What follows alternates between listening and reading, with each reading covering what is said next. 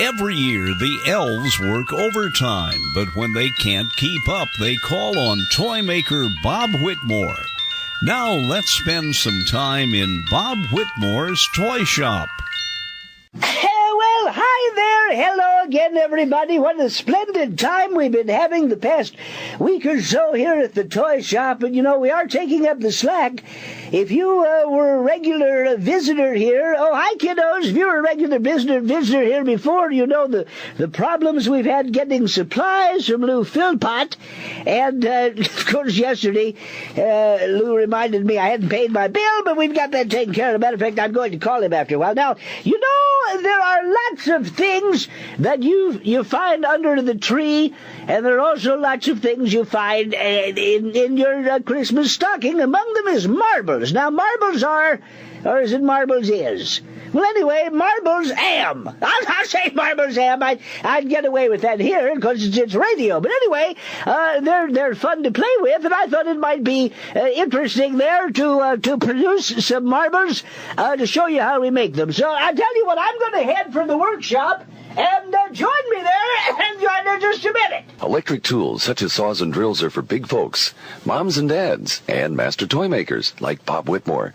Remember, play it safe, and let adults handle all big tools. Well, hi, kids. Welcome. Boy, I tell you, the next to the last to the last to the next broadcast here. And welcome.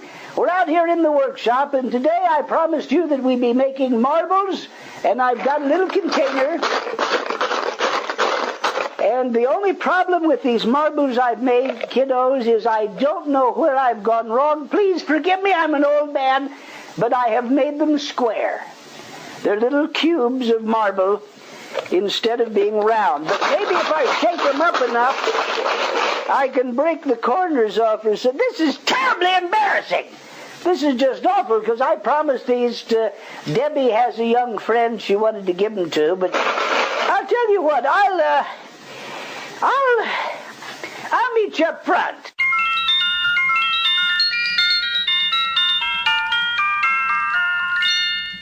Look let's get Lou Philpott on the phone here.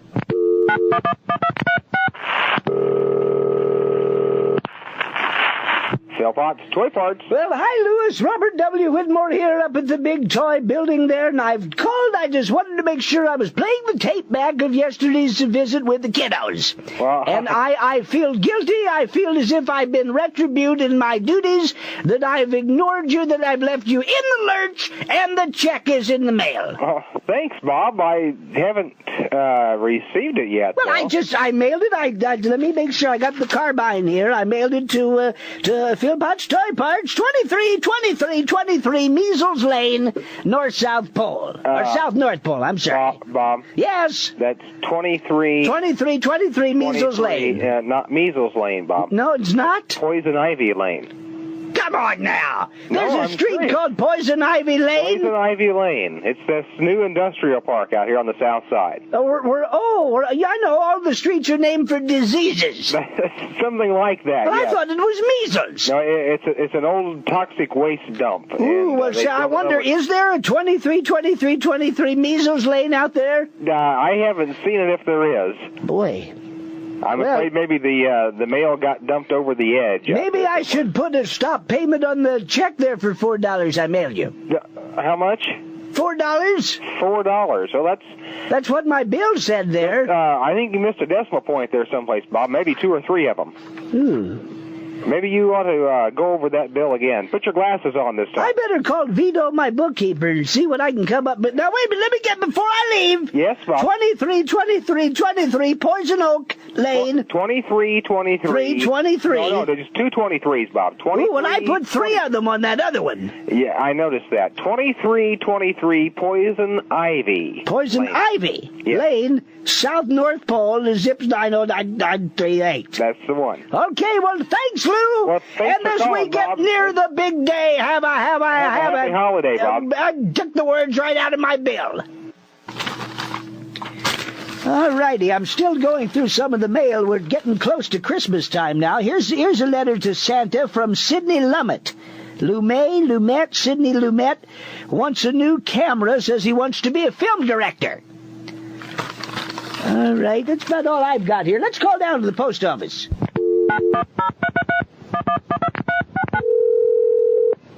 Hello, South North Pole Post Office. May I help you? Well, welcome back from your vacation and happy hours before Christmas Eve, Mr. Leavish. Boy, I'll tell you, the excitement is, it's more than I can stand. It's at a regular frenzy here. I'd have to put on 12 more seasonal employees. Listen, I seen your building there on the nightly news on Channel 89. Mm-hmm. And Don't you like the candles? Oh, they're just lovely. But I noticed there that there's not room for you to walk in the post office. It's like you're on stilts. Well, believe it or not, we are walking on right now, even as I speak, Yes? I'm sitting on stacks of mail. Well, now, you're going to be able to get that up to Sandy? As quick as a wink. Look, put one of your seasonal employees on there if you don't mind. Hey, you're gonna like this one, Bob. All right, well, we don't have much time left. Right? Sure, I can read these. Well, Stanley C. Pearl starts off the hit parade with a request from Nottingham, North Carolina. He says he'd like a year's supply of lens cleaner for his glasses.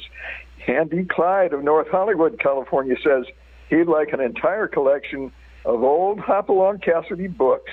Well, those were some of my favorite. And Christopher McCurdo of Antarctica says, wow, this came from a long way. Says he needs some more logs for the fire. I can only imagine. That's all I have for now. Well, gosh, another batch of those wonderful letters. Boy, time's running down. If we don't get through to Santa this time, I think I'm going to give up.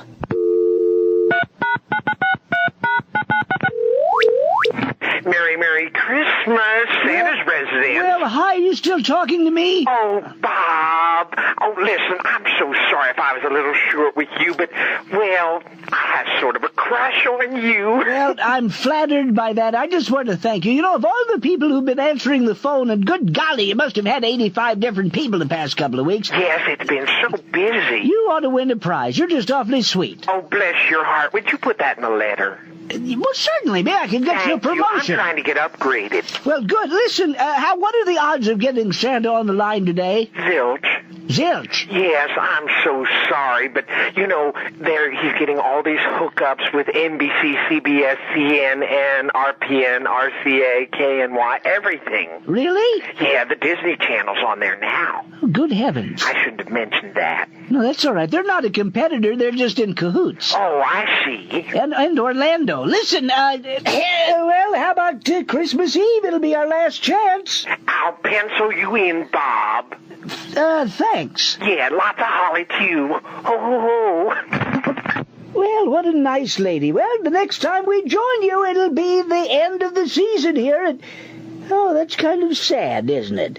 Well, anyway, maybe we'll finally get through to Sandy, so goodbye, kiddos. This is the Shrievikman Radio Network, your network for the 1988 Winter Olympics.